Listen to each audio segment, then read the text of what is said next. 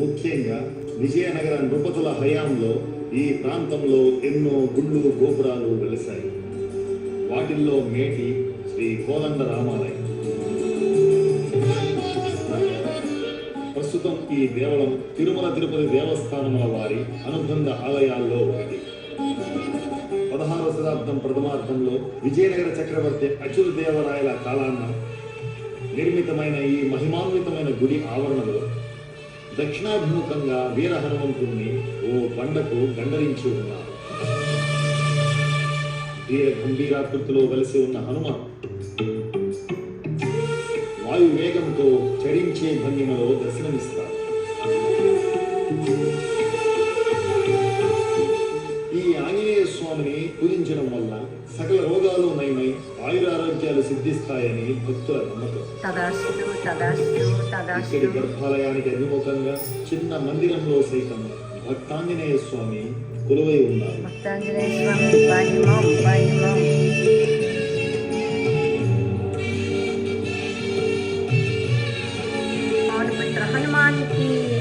చుట్టూ చక్కటి అంచెలంచెల పడికట్లతో దీర్ఘ చతురస్రాకృతిన ఒప్పారే ఈ సువిశాలమైన కోనేరు మునుపు శ్రీ కోదండ రామాలయ తెప్పోత్సవాలకు వేదిక.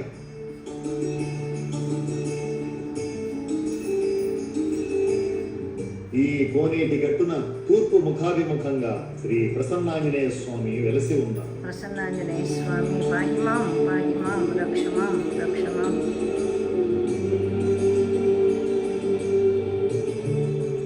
ఎంతో సుందరమైన ఈ విగ్రహమూర్తి విజయనగర రాజుల కాలం నాటిది.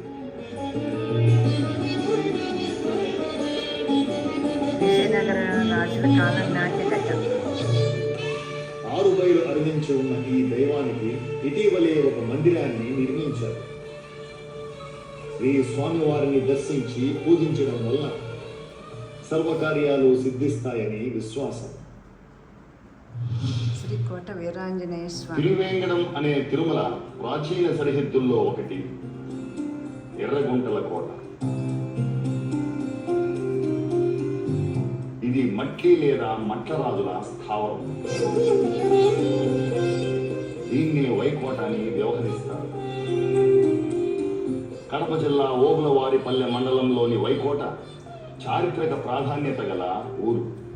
చుట్టూ అడవులు, కొండలు, కోనలు, శేషాచలం కొండల చాలుకు సంబంధించిన శ్రీ వెంకటేశ్వర అభయారణ్యంకు ఇది సమీపాన గల గ్రామం. మధ్యయుగాల్లో విజయనగర రాజుల సామంతులు మట్లిపరులు. ఎన్నో విలువైన యుద్ధ విజయాలకు కారకులు. వీరిలో దేవజోడ వంశ శిఖామణి మట్లి అనంతరాజు. మట్టి అనంతరాజు మనముడే మట్ల కుమార అనంతరాజు. తిరుపతి శ్రీ గోవిందరాజస్వామి వారి గుడి రాజగోపురం, అలిపిరి పాదాల మండపం, తిరుమల నరకదారి గాలిగోపురం, మట్లి కుమార అనంతుడి నిర్మాణ వితరణలే.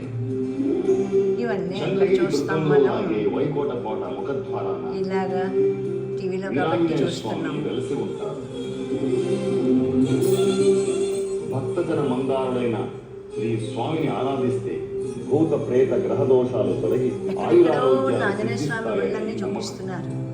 ఇవాళ హనుమ జయంతి కదా, అందుకని వధూవరుల బాంధవ్యాలు కలకాలం ఉంటాయని తలచి పెళ్లిళ్ళు కూడా ఇక్కడ ఎక్కువగా జరుగుతూ ఉంటాయి. ఎంత ప్రాధాన్యత చూడండి. ఈ ప్రాంతానికి 7 కిలోమీటర్ల దూరంలోని దుర్గమ శేషాచల అడవిలో గుండాలకోన క్షేత్రం వెలిసి ఉంది. తాళ్లపాక అన్నమయ్య పెద్ద కుమారుడు తాళ్లపాక పెద్ద తిరుమలయ్య తన బృందంతో అక్కడికి యాత్ర చేశాడు.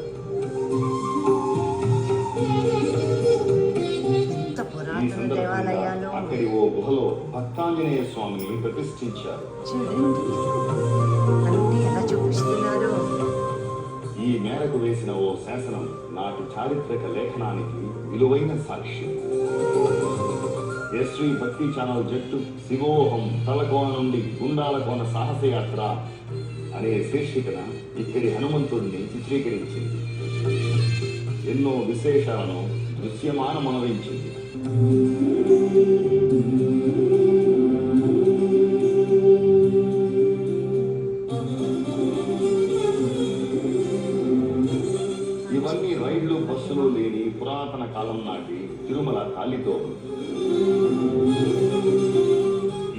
మార్గాల గుండా భక్త యాత్రికులు గుంపులుగా భజనలు చేసుకుంటూ పాటలు పాడుకుంటూ తిరుమల వెంకటేశ్వర స్వామి దర్శనానికి వెళ్ళి వచ్చేవాడు.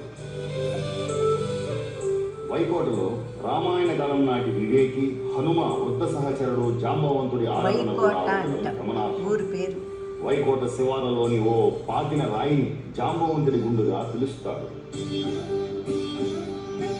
వానలు పడక నీటికి కటకట ఏర్పడినప్పుడు స్థానిక గ్రామస్తులంతా కలిసి వెళ్లి జాంబవంతుడి గుండును 108 బిందెల నీళ్లతో అభిషేకిస్తారు.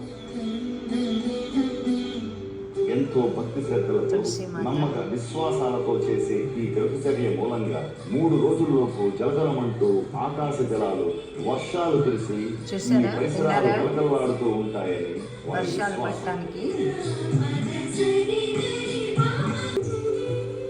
ఆ శాసన పాఠాన్ని పరిష్కరించాల్సిన అవసరం ఎంతైనా ఉంది.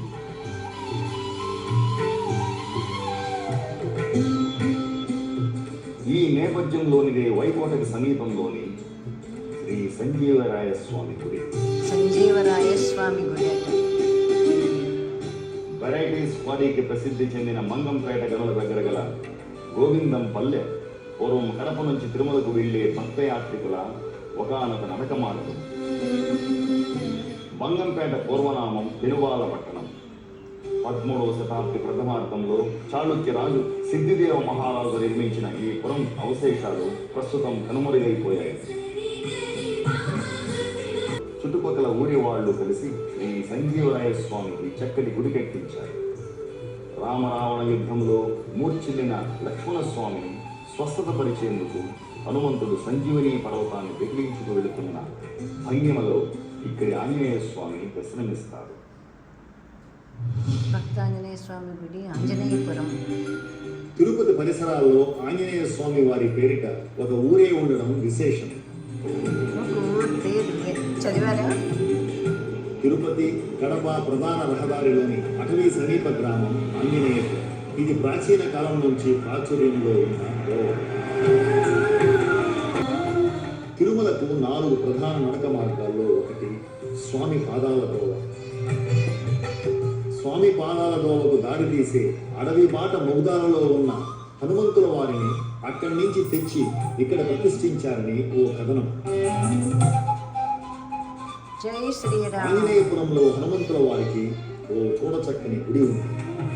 ఆంజనేయపురం గర్భగుడిలోని మూలమూర్తి కుడి చేయి పైకెత్తి అభయప్రదానం చేస్తూ ఉంటారు. ఇక్కడి ఉత్సవమూర్తులను తిరుమల తిరుపతి దేవస్థానంలో వారు రాయితీపై ఇచ్చారు.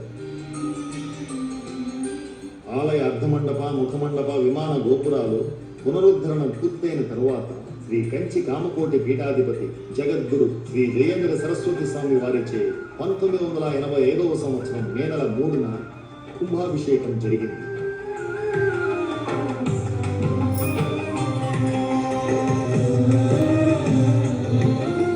ముఖ్యంగా లారీలు వాహన చోదకులు రోడ్డుపై ఎలాంటి ప్రమాదాలు జరగకుండా సురక్షితంగా గమ్యం చేరేలా చూడమని ఆంజనేయ స్వామి వారిని ప్రార్థిస్తూ ఏ ఊర్లోనైనా ఇలాగే.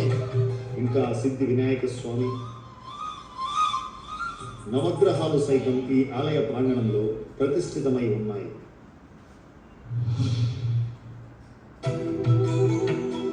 దేవుని కొండ ప్రాంతమే దేవరకొండ. ఎవరా దేవుడు?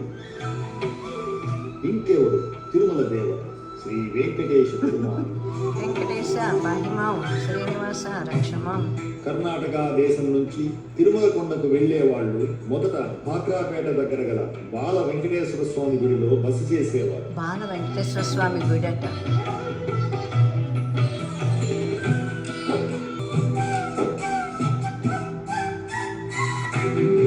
సొగసైన మండప వరుసల్లో రాత్రిళ్ళు యాత్రికులు తమ కుటుంబ సభ్యులతో విశ్రమించేవారు.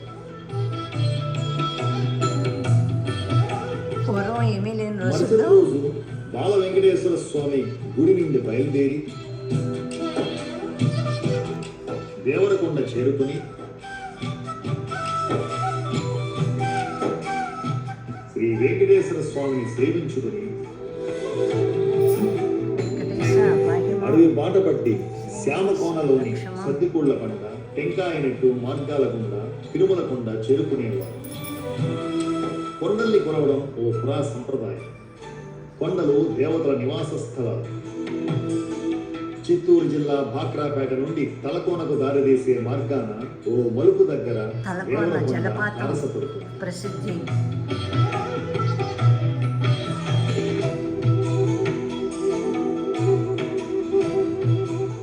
దేవరకొండ పాదపీఠాన శ్రీ ఆంజనేయ స్వామి కొలువై ఉన్నారు. ఆంజనేయ స్వామి హృదయ స్థానాన ధ్యానమగ్న రూపాన శ్రీరామచంద్రమూర్తి వెలిసి ఉండడం ఈ విగ్రహాకృతి ప్రత్యేకత. ప్రత్యేకత చూడండి, చాలా అరుదు, ఇలా ఉండదు. సింధూర వర్ణం పులుముతున్న ఈ హనుమకు దాపులనే చిన్న మండపం లాంటి నిర్మాణాన మరో ఆంజనేయ స్వామి కనువిందు చేస్తారు. కొండపైన శ్రీ వెంకటేశ్వర దేవరకు అభిముఖంగా పశ్చిమ దిక్కున గల చిన్న మండపం భక్తాంజనేయ స్వామికి నెలవు. భక్తాంజనేయ స్వామి నమో నమః.